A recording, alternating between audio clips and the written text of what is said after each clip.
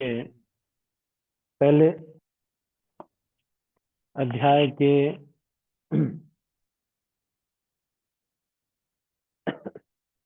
पहले स्कंद के दूसरे अध्याय के 23वें 26वें श्लोक तक चर्चा कर चुके थे।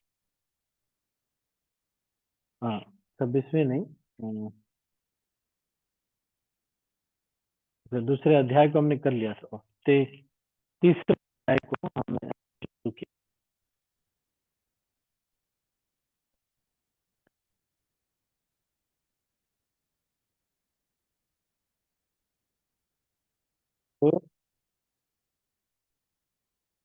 तो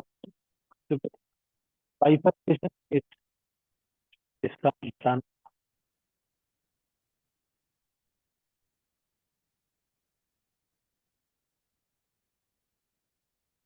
कुछ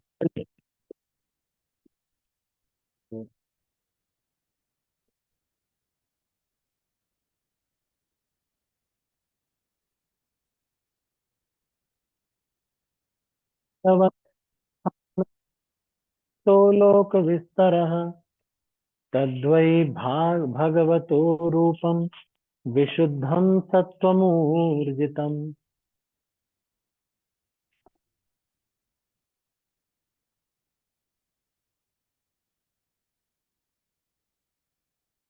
ऐसा विश्वास किया जाता है कि समस्त ब्रह्मांड के ग्रह मंडल पुरुष के विराट शरीर में स्थित हैं, किंतु उन्हें सृजित भौतिक अवयवों से कोई सरोकार नहीं होता। उनका अद्वितीय शरीर नित्य आध्यात्मिक अस्तित्व में विराजमान है, जिसकी कोई तुलना ही नहीं है। तात्पर्य, परम विराट रूप का धारणा के लिए है। दिव्य रूप के विषय सोच उनके लिए जी, रूप का अर्थ इस भौतिक आवाज कट रही है थोड़ी थोड़ी। हरे कृष्णा, आवाज कट रही है। विजय प्रभु, पावना माता जी, प्रभु जी बहुत डिस्टर्ब है। हाँ प्रभु जी, ब्रेक हो रही है बीच में प्रभु जी। आवाज कट रही है मेरी? अच्छा, श्लोका ही नहीं सुन पाए प्रभु जी। हाँ प्रभु जी, आवाज कट रही है आप। अच्छा, श्लोक संख्या 3 है श्रीमद् भागवतम पहले स्कंद के तीसरे अध्याय का तीसरा श्लोक। कट रही है आवाज है? अच्छा, आप बोल रहे तो अब अभी क्लियर आ रही है। अभी ठीक है? अभी ठीक है आवाज? ठीक है प्रभु जी, ठीक है। और ये वीडियो ऑन कर रहे हैं तो फिर प्रॉब्लम हो रही है ना कविता माता जी? अभी प्रॉब्लम हो रही है। अभी अभी तो ठीक है। चलिए, वीडियो ऑन कर रहे हैं तो ऐसे प्रॉब्लम हो रही है तो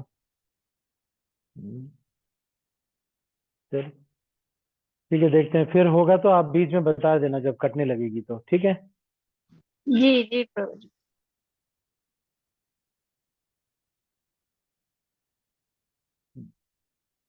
तो वाईफाई से कनेक्टेड है, सब कुछ ठीक है।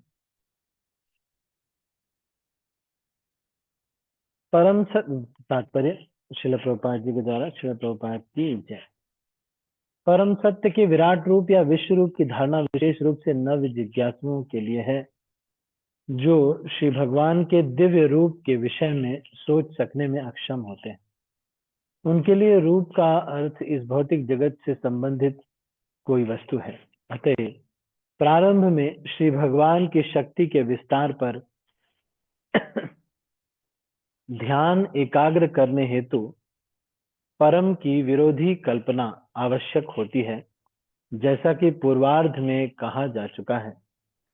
श्री भगवान महत्त्व के रूप में अपनी शक्ति का विस्तार करते हैं, जिसमें सभी भौतिक रहते हैं।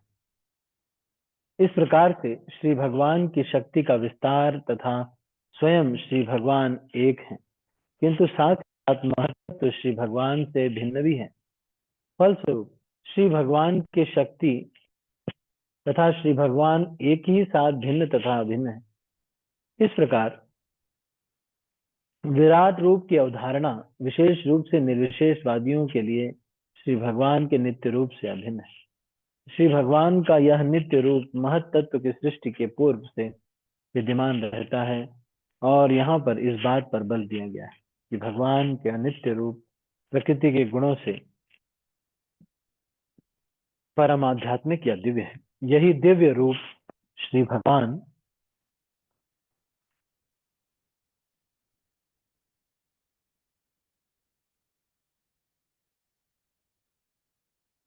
की अंतरंगी शक्ति द्वारा और उनके अवतारों के रूप में उनका स्वरूप वैसे ही दिव्य गुण वाला बना रहता है जिसमें महत तत्व का किंचित स्पर्श तक नहीं होता। श्लोक संख्या 4। पश्यन्त्यदौ रूपमद भ्रचक्षुणा चक्षुषा सहस्रपादौरुभुजाननाद्भुतम् सहस्रमूर्ध श्रवणाक्षिनासिकम् सहस्रमौल्यम्बरकुण्डलोल्लसत्। भक्तगण अपने विमल नेत्रों से उन पुरुष के दिव्य रूप का दर्शन करते हैं, उनके जिनके हजारों पांव, जंघाएं, भुजाएं तथा मुख हैं, के सब अद्वितीय हैं। उस शरीर में हजारों सिर, आंखें, कान तथा नाक होते हैं। कुंडल और मकाम तात्पर्य, हम अपनी वर्तमान भौतिक इंद्रियों से दिव्य भगवान को रंच मात्र भी देख नहीं पाते। हमारी वर्तमान इंद्रियों को भक्तिमय सेवा की प्रक्रिया द्वारा ठीक करने की आवश्यकता है और तब श्री भगवान हमें स्वतः दर्शन देते हैं। श्रीमद् भगवद गीता में पुष्टि की गई है कि शुद्ध भक्तिमय सेवा द्वारा ही दिव्य रूप श्री भगवान के दर्शन किए जा सकते हैं। वेदों में भी इसी प्रकार पुष्टि हुई है कि केवल भक्ति ही मनुष्य को श्री भगवान की ओर ले जा सकती है और केवल श्री आप सदैव उन भक्तों को दिखते हैं कि आप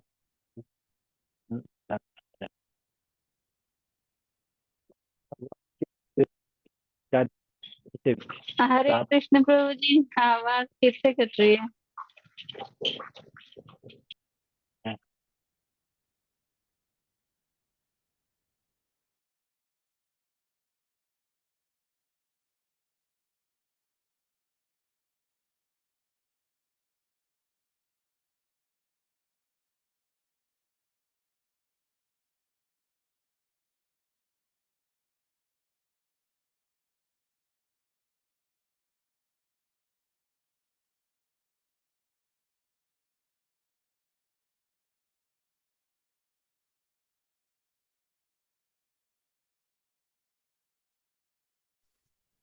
अभी ठीक है?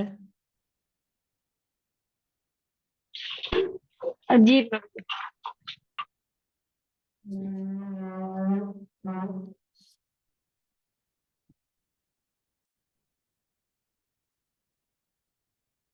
ठीक है, तो मैं इसको आगे पढ़ता हूं। आप ध्यान पूर्वक श्रील प्रभुपाद का तात्पर्य श्रवण कीजिए।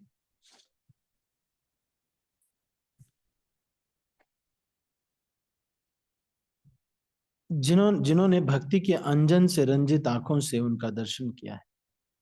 इस भौतिक जगत में भी हम वस्तुओं को सदा अपनी आंखों से नहीं देखते। कभी कभी हम उन मनुष्यों के अनुभव से देखते हैं जिन्होंने उन्हें पहले से देखा है या कुछ काम किया है। यदि भौतिक वस्तुओं तक का अनुभव करने की यह विधि है तो फिर दिव्य विषयों में यह और अधिक लागू होती। तो यहाँ बहुत ही महत्वपूर्ण श्रील प्रभुपाद ये बता रहे हैं कि आंखों में जिस प्रकार का काजल लगा होता है, भक्ति रूपी काजल जिसको लगा होता है, वो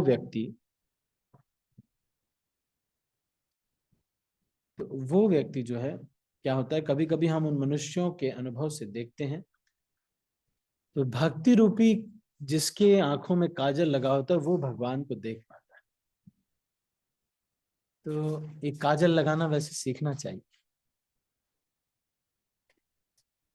काजल कैसा है?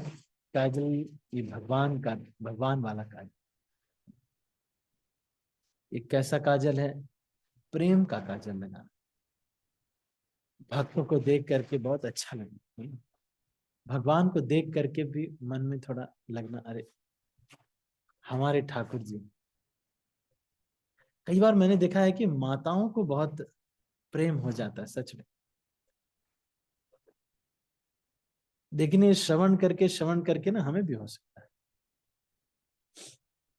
तो हमारे ठाकुर जी, एक ममता हो, हमारे ठाकुर जी हैं। एक इसका बहुत ही अच्छा तरीका है विग्रह सेवा, डीटी वर्शिप जो है। अगर कोई व्यक्ति करता है विग्रह उपासना करते, जैसे मनोज प्रभु हैं, मुझे याद है मनोज प्रभु को डीटीज में सजाते थे वहाँ आईआईटी सेंटर में, मैंने देखा है। और इनको ये मैं चला आया तो इनको रहता था कि वहाँ ये वहीं रहते थे सेंटर में, तो इनको रहता, अभी तो वहाँ जॉब करते हैं, अब विवाह हो गया तो अभी तो बाहर रहते हैं। लेकिन उस समय जब रहते थे तो इनको ये रहता है कि सुबह शाम धूप दिया तो हो जाए कम से कम, जब मैं नहीं हूं तो नहीं होता भाई।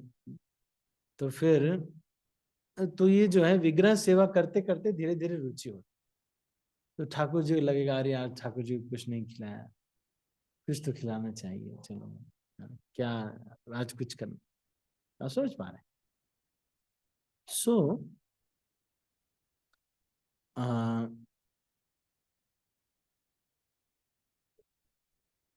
ये बहुत महत्वपूर्ण है। प्रेमांजन श्रित भक्ति विलोचनेन संतः हृदय हृदयेषु विलोकयन्ति यम श्याम सुंदरम अचिंत्य गुणस्वरूपम गोविंदमादि पुरुषम तमहं भजामि। तो प्रेम के अंजन से देखना,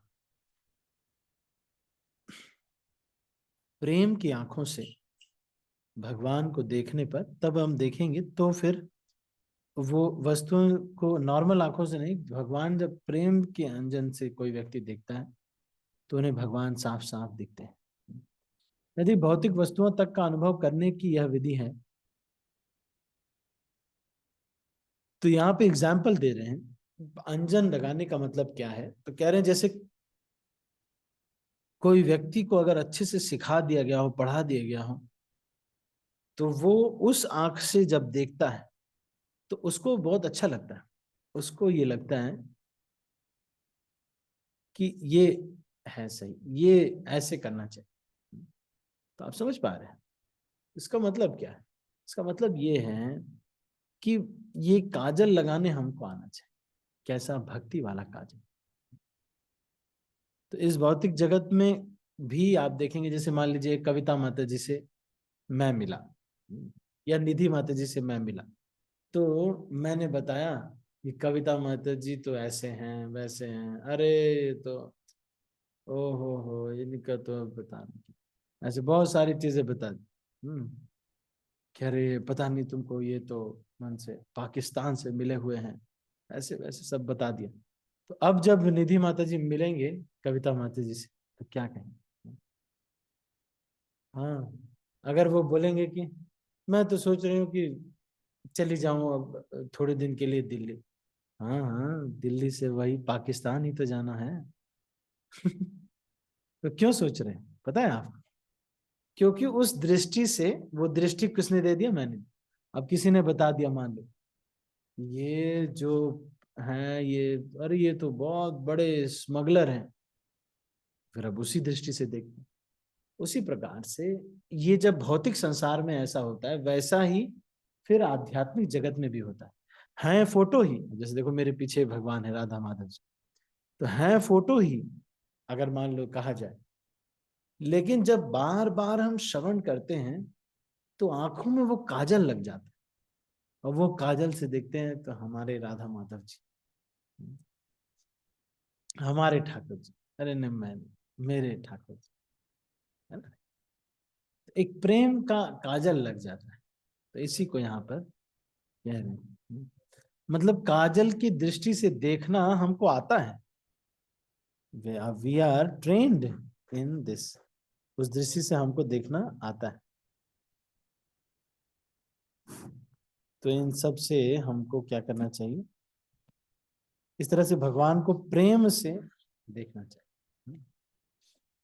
अतः केवल धैर्य तथा दृढ़ता से ही परम सत्य संबंधी दिव्य विषय तथा उनके विविध रूपों के संबंध में अनुभूति प्राप्त की जा सकती है। नव जिज्ञासुओं के लिए वे स्वरूपहीन हैं, किंतु दक्ष सेवक के लिए वे दिव्य रूप से युक्त होते हैं। एतन्नानावताराणां निधानं बीजमव्ययम्। 5वां श्लोक। यस्यांशांशेन सृज्यन्ते देवतिर्यंगरादयः। यह रूप ब्रह्मांड के अंदर नाना अवतारों का स्रोत तथा अविनाशी बीज है। इसी रूप के कणों तथा अंशों से देवता, मनुष्य इत्यादि विभिन्न जीव उत्पन्न होते हैं। महतत्व में असंख्य ब्रह्मांडों की सृष्टि कर लेने के बाद यह पुरुष इन ब्रह्मांडों में से प्रत्येक में द्वितीय पुरुष गर्भोदकशाही विष्णु के रूप में प्रविष्ट हो गए। वहां पर जब उन्होंने देखा कि ब्रह्मांड भर में अंधकार ही अंधकार और रिक्त स्थान है, विश्राम के लिए कोई जगह नहीं है, तब उन्होंने अपने पसीने के जल से आधे ब्रह्मांड को भर दिया और स्वयं उसी जल में विश्राम करने लगे। यह जल गर्भोदक जल कहलाता है।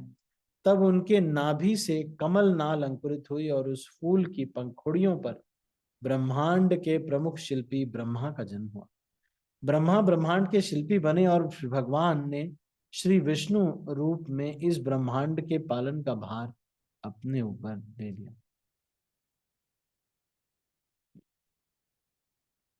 ब्रह्मा की उत्पत्ति प्रकृति के रजोगुण से हुई और श्री विष्णु सत्वगुण के स्वामी बने। श्री विष्णु समस्त गुणों से परे होने के कारण भौतिक प्रभावों से सदा अलग रहते हैं। इसकी व्याख्या पूर्व में की जा चुकी है। ब्रह्मा से रुद्र शिव उत्पन्न हुए जो तमोगुण के स्वामी हैं। वे श्री भगवान की इच्छा से संपूर्ण सृष्टि का संहार करते हैं। अतएव ये तीनों ब्रह्मा, विष्णु तथा शिव गर्भोदकशाही विष्णु के ही अवतार हैं। ब्रह्मा से दक्ष, मरीचि, मनु आदि अनेक देवता प्रकट हुए जिन्होंने ब्रह्मांड में जीवों का जनन किया। वेदों में इन गर्भोदकशाही विष्णु की स्तुति गर्भ स्तुति के स्रोतों से के रूप में की जाती है, जिनका प्रारंभ हजारों शिरों आदि वाले भगवान के वर्णन से होता है। गर्भोदकशाही विष्णु ब्रह्मांड के स्वामी हैं और यद्यपि वे इस ब्रह्मांड के अंदर शयन करते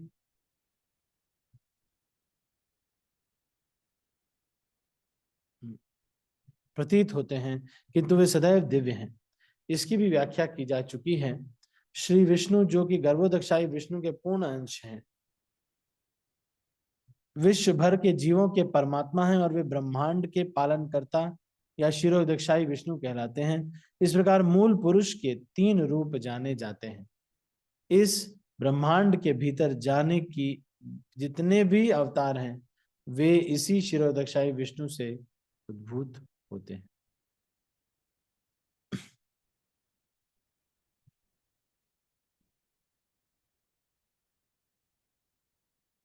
तो आगे मैं पढ़ता हूं।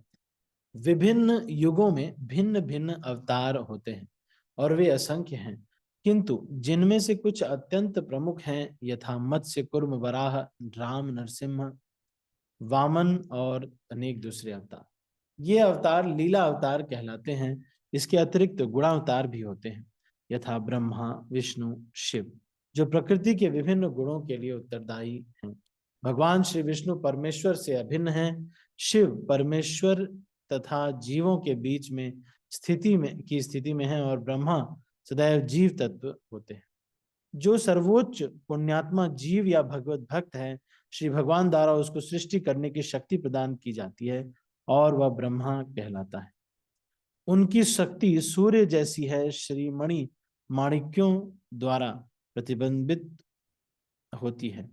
जब ब्रह्मा का एक स्थान ग्रहण करने के लायक कोई जीव नहीं हुआ,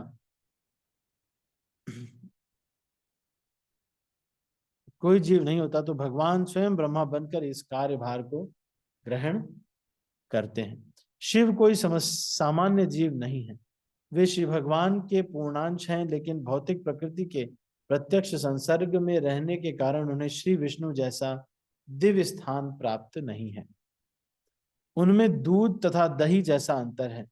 वैसे तो दही दूध की ही है, फिर भी वह दूध के स्थान पर उपयोग में नहीं लाया जा सकता।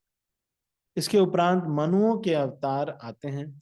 ब्रह्मा के जीवन के एक दिन हमारे सौर वर्षों की गणना के अनुसार 43 ट्रिलियन इंटू 1000 43 मिलियन इंटू 1000 में 14 मनु होते हैं। तो इस प्रकार ब्रह्मा के एक मास में 420 मनु तथा ब्रह्मा के एक वर्ष में 5040 मनु होते हैं। ब्रह्मा की आयु 100 वर्ष की है, अतः ब्रह्मा के जीवन में में 5040 इंटू 100 इंटू 5040 इंटू 100 मनु होते हैं। ब्रह्मांडों की संख्या अनगिनत है और इनमें से प्रत्येक में एक एक ब्रह्मा होते हैं, और ये सब पुरुष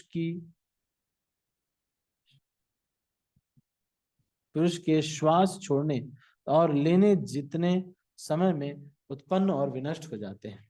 अतएव कल्पना की जा सकती है कि पुरुष के एक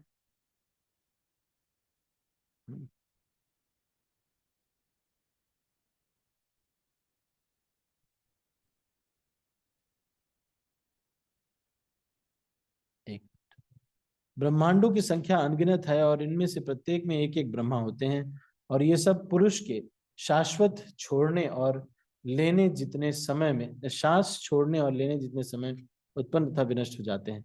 अतएव कल्पना की जा सकती है कि पुरुष के एक श्वास काल में कितने लाखों मनु होते हैं। इस ब्रह्मांड में प्रमुख मनु इस प्रकार है: स्वयंभू मनु के रूप में यज्ञ, स्वरोचिष मनु के रूप में विभु, उत्तम मनु के रूप में सत्यसेन, तामस मनु के रूप में हरि, रैवत मनु के रूप में वैकुंठ, चाक्षुष मनु के रूप में अजीत, वैवस्वत मनु के रूप में सार्वभौम, दक्ष सावर्णी मनु के रूप में ऋषभ, ब्रह्म सावर्णी मनु के रूप में विश्वक्सेन, धर्म सावर्णी मनु के रूप में धर्म सेतु, रुद्र सावर्णी मनु के रूप में सुदामा, देव सावर्णी मनु के रूप में योगेश्वर और इंद्र सावर्णी मनु के रूप में वृद्धभानु। ये 14 मनुओं के एक समुच्चय के नाम हैं।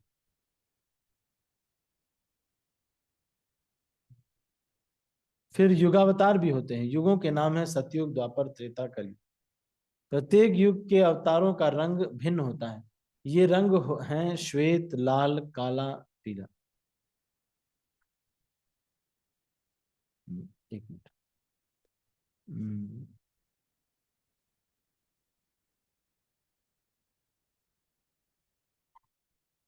श्वेत, लाल, काला तथा पीला। द्वापर युग में भगवान श्री कृष्ण काले रंग के प्रकट हुए, कलयुग में चैतन्य महाप्रभु पीले रंग के प्रकट हुए। इस प्रकार शास्त्रों में श्री भगवान के समस्त अवतारों का उल्लेख मिलता है। किसी भी धूर्त के लिए अवतार बनने की गुंजाइश नहीं है,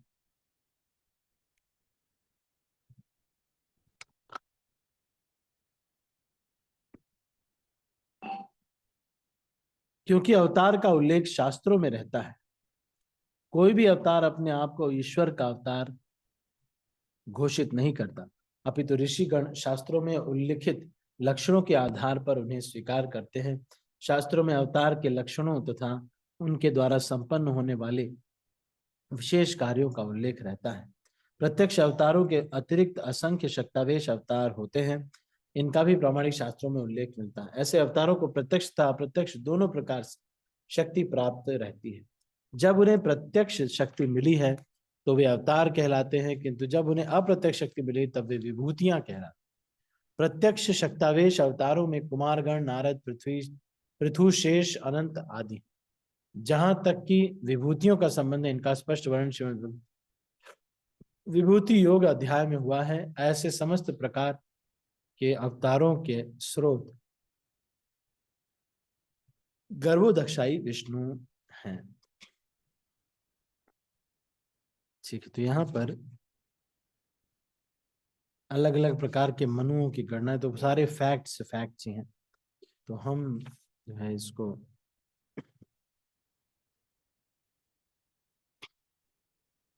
आप इनमें से कोई बता सकता है कितने प्रकार के अवतार होते हैं?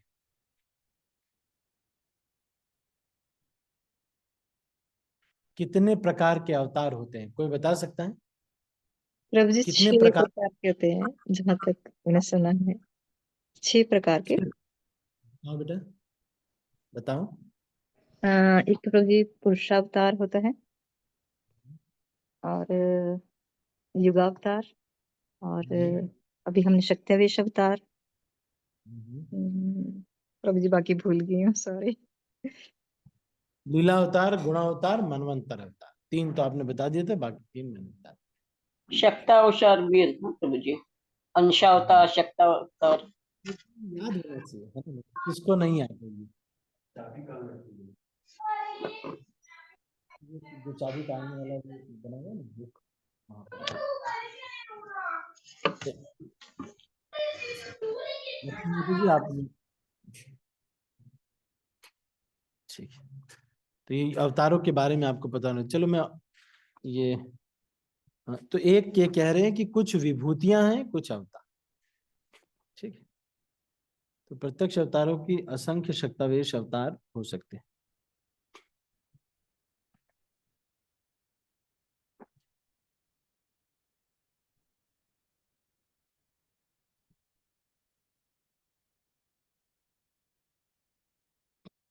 तो अलग अलग लीला अवतार, गुणावतार, मनवंतर अवतार के बारे में यहाँ पर वर्णन किया जाता है। तो पुरुषावतार, लीला अवतार, मनवंतर अवतार, गुणावतार, युगा अवतार और शक्त्यावेश अवतार, तो ये 6 प्रकार के अवतार होते हैं। चलो ठीक है, तो हम अभी इसको यहीं पर समाप्त करेंगे, और किसी के मन में कोई प्रश्न है तो आप पूछिए, नहीं तो मैं कुछ पूछूंगा। और एक और चीज, कल इस चैप्टर का एग्जाम होगा, सेकंड चैप्टर का, जो अभी हमने पढ़ा। जो लोग अभी ज्वाइन किए हैं आप लोग, उनको क्या करना है, उनको भी फर्स्ट कैंटो के सेकंड चैप्टर को आपको पढ़ना है।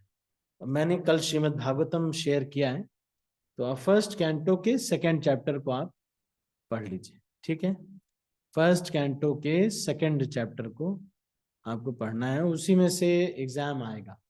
ठीक है, तो फर्स्ट कैंटो के सेकंड चैप्टर को सबको पढ़ना है। जो भी मैंने पढ़ाया, तात्पर्य में जो बताया, उसी से प्रश्न आते हैं, और एक श्लोक फिल इन द ब्लैंक्स या फिर लिखने के लिए आएगा।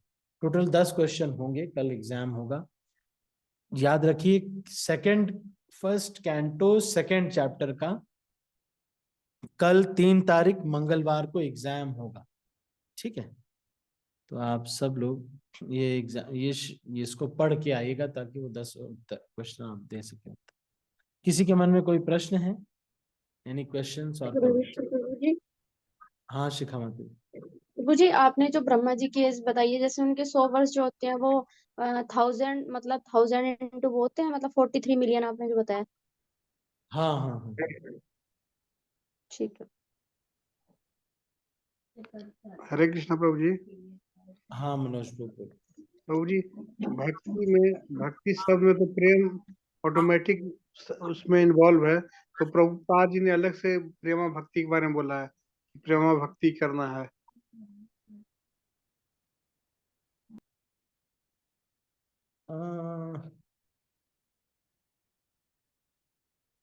ये जो प्रेमा भक्ति एक अलग वर्ड दिया ना, वो बस इसीलिए बोल रहे हैं कि ऐसा नहीं है कि अभी जो भक्त कर रहे हैं उनमें प्रेम बिल्कुल खत्म है।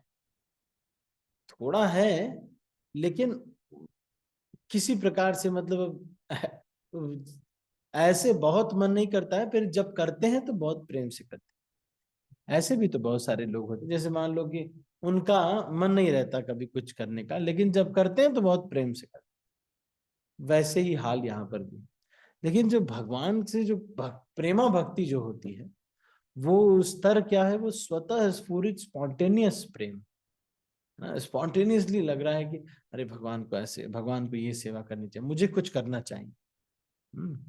तो दैट इज डिफरेंस। आप समझ पा रहे हैं? जी प्रभु मनोज जी। प्रभु, जी प्रभु जी। अरे बिना भक्ति, अब जैसे देखो भगवान ने कहा ना, क्या है, पत्रम पुष्पम फलम तोयम यो में भक्त्या प्रेक्षत। तो अभी हम लोग के अंदर हल्का प्रेम रहता है, ऐसा भी नहीं कि बहुत कम प्रेम है, लेकिन एकदम स्वतः स्फूरित स्पॉन्टेनियस प्रेम नहीं।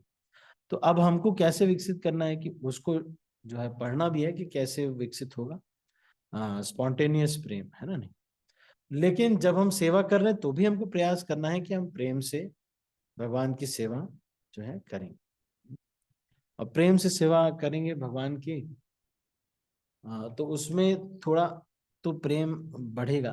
वैसे तो जो क्रिया कर रहे हैं वो भी अगर कर दें तो गुरु की कृपा से उनको कृष्ण प्रेम प्राप्त हो जाता है। लेकिन अब आजकल इतना प्योरिटी नहीं होता, तो इसीलिए कृष्ण भक्त जो प्रेमा भक्ति है उसको अलग बताया गया है, और ऐसे जो सामान्य भक्ति है उसको बहुत ज्यादा तवज्जो नहीं दिया गया। समझ रहे हैं बात आप? मनोज प्रभु। जी प्रभु जी। ठीक है, और कोई कुछ कहना चाहते हैं? पावना माता जी। हरे कृष्णा प्रभु धन्यवाद। प्रभु जी, जैसे 6 अवतारों की बात हुई है आज। जैसे पुरुषावतार में तो जैसे अपने कर्ण दक्षाई विष्णु क्षीर साई गर्भोदक्षाई आगे, और गुणावतार में ब्रह्मा विष्णु महेश, सत्यवेश में जैसे नारद कुमारगण। प्रभु जी, लीला अवतार में और मनवंतर अवतार में थोड़ा सा बताएंगे प्लीज। युगांतर में तो चैतन्य महाप्रभु आगे। हाँ, जब मनवंतर बदलता है तब एक अवतार होता है। युगावतार मतलब उस युग की जो पद्धति है उसको प्रचारित करने के लिए उस युगावतार का होता है। लीला अवतार मतलब वो बहुत सारी भक्तों के साथ लीलाएं करते हैं। समझ गए? ठीक, हाँ, मनवंतर थोड़ी मतलब समझ। क्या है? मनवंतर का मतलब बदलने का मतलब क्या है? जैसे यहाँ पे बीजेपी 5 साल का टाइम, बीजेपी गवर्नमेंट चली गई, अगली गवर्नमेंट आई, तो जो क्या कौन सा कांग्रेस आ गई। बीजेपी चल। उसी तरह से मनवंतर अवतार का मतलब सरकार बदल गई। एक अभी देवी देवताओं की जो सरकार थी वो सब गायब हो गए, मनवंतर बदल गया, अब इन लोग को हटा देगा, अगला व्यक्ति इंद्र बनेगा और अगला सरकार का गठन होगा, फिर से कैबिनेट मंत्री बनेंगे। तो जो वायुदेव हैं वो हो सकता है कि अभी तो वायुदेव कुछ समय के बाद वो अलग व्यक्ति बन जाए। भक्ति का जो है इन्फ्लुएंस रहता है। ठीक है ना मतलब? ठीक है प्रभु, थैंक यू। मुझे एक एग्जांपल चाहिए। एग्जाम्पल चाहिए लीला अवतार के। हाँ, ये लीला अवतार और मनवंतर अवतार के। भगवान राम, भगवान मनवंतर में तो राम अवतार, सॉरी, मनवंतर के नहीं, लीला मनवंतर अवतार। के मनवंतर के अवतार हो गए जैसे भगवान कवि, या फिर जो हय अवतार है अवतार, ठीक है।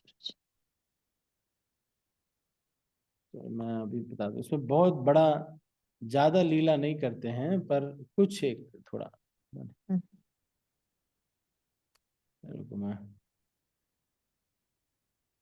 कोई बात नहीं प्रभु जी, कल बताने। आप टायर्ड हैं तो प्लीज आप रेस्ट करिए। कल बता नहीं, देंगे। टायर्ड तो हमेशा रहेगा, शरीर है, क्या ही टायर्ड है, हमेशा ही टायर्ड रहता है।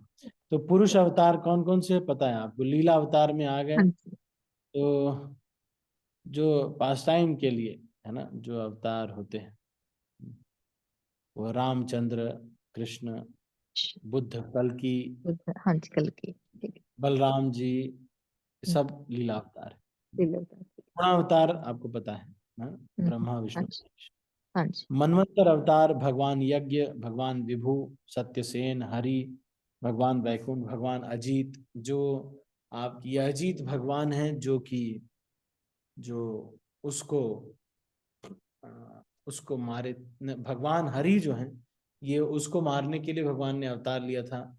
जब गजेंद्र मोक्ष वाला जो लीला था वो भगवान हरि। ओके। तो जो अजीत भगवान है ये कौन है? जब समुद्र मंथन हो रहा था तो 10 हाथ वाले भगवान अजीत हैं जो कि उसके ऊपर बैठे थे। जो सुमेरु पर्वत था जिससे मंथन हो रहा था, उसके ऊपर वो बैठे थे भगवान, है ना।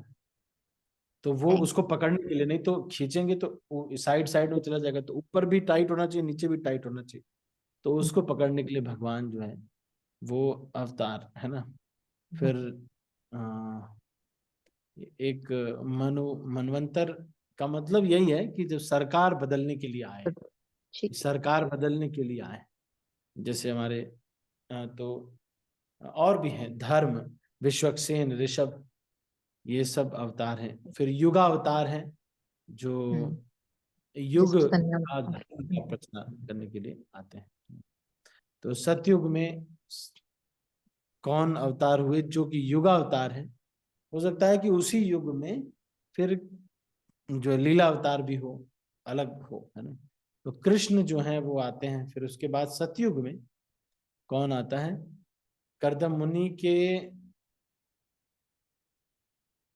मतलब ध्यान पद्धति को करने के लिए भगवान कपिल का प्राकट्य हुआ। फिर त्रेता युग में राम भगवान नहीं, लाल हरे रंग कृष्ण के- प्रभु। अच्छा, लाल। सतयुग में नरसिंह देव भगवान है ना? सतयुग में नरसिंह देव भगवान है ना? हाँ, नरसिंह देव भगवान है, लेकिन जो युग के धर्म को प्रचार करने के लिए भगवान यज्ञ आते हैं, वो उस युग का धर्म है त्रेता युग का यज्ञ करना। तो वो आते हैं, तो वो उस युग के जो है नरसिंह देव जो है ना, ये भी लीला अवतार है। ये लीला करने आते हैं ना भगवान, अपने भक्त के साथ इतनी सारी लीलाएं करते हैं। तो उसके बाद भी बहुत देर तक लीला करते रहते हैं, केवल एक मर्डर करके नहीं चले गए, बहुत देर तक लीला करते हैं भगवान। जाते हैं, फिर कहीं कहीं जाते हैं, कहीं हाथ धो रहे हैं, कहीं विश्राम कर रहे हैं। भगवान ने तो नरसिंह देव की लीला है। फिर कलयुग में भगवान चैतन्य महाप्रभु के रूप में प्रकट होते हैं। और युग अवतारी कौन है? चैतन्य महाप्रभु। द्वापर युग में कृष्ण जो है देवकी के पुत्र के रूप में जन्म, शक्तावेश शब्द। चलो ठीक है, ये तो आपको पता चल गया ना। आगे कोई प्रश्न है? Any other question? Hare Krishna Prabhu ji जैसे आपने कल एग्जाम के लिए बोला है, तो प्रभु जी जैसे हम क्लास डेली ज्वाइन नहीं कर पाते, उधर भक्ति वृक्ष का मतलब सेशन चल रहा है प्रभु जी का, राम गोपाल प्रभु जी का, तो उधर अटेंड करते हैं, फिर इधर की क्लास मिस हो जाती है। अच्छा, तो ठीक है, फिर कोई बात नहीं। अगर आप एग्जाम दे सकते हैं तो ठीक है, नहीं दे सकते तो कोई प्रॉब्लम। ठीक है प्रभु जी।